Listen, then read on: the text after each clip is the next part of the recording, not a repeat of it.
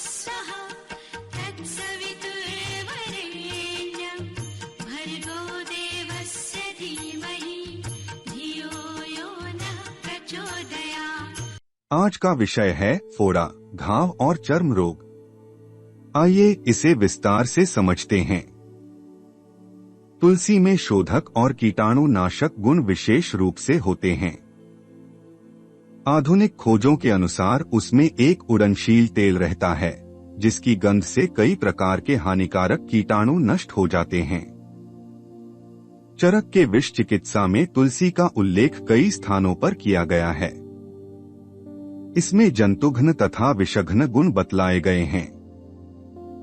ततैया, बिच्छू आदि के काटने पर तुलसी पत्र का प्रयोग किया जाता है।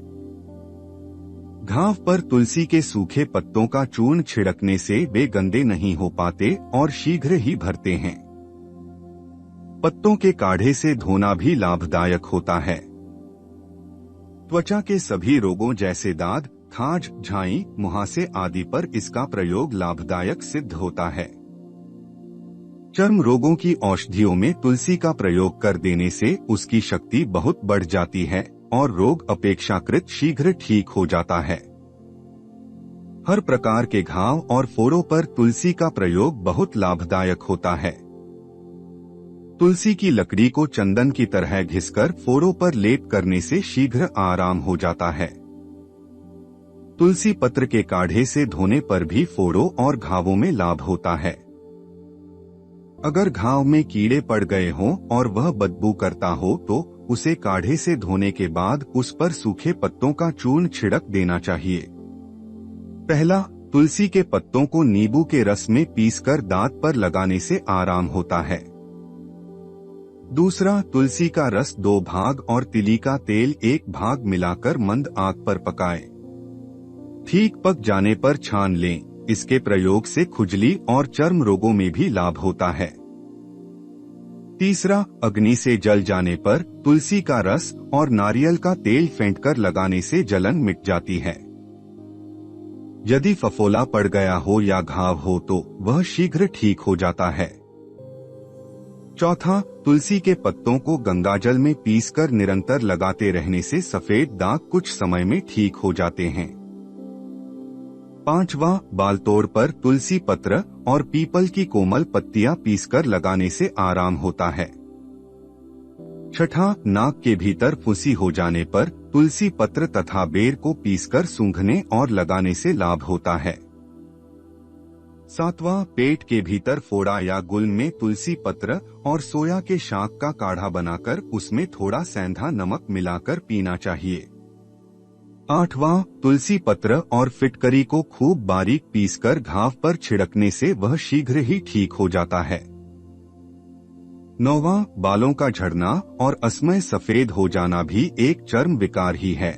इसके लिए तुलसी पत्र और सूखे आंवले का चूर्ण सिर में अच्छी तरह मिलाकर सामान्य तापमान के पानी में धोना चाहिए।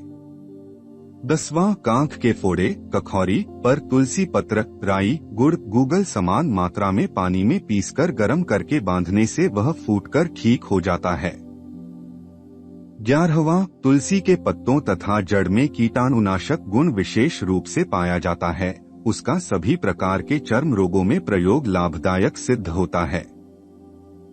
तुलसी के 20-25 तोला पत्तों को पीसकर पानी मिलाकर उसका रस निकाल लें। फिर आधा सेर रस तथा तिली का तेल मिलाकर आग पर पकाएं। पानी जल जाने पर तेल को छानकर बोतल में भर दिया जाए।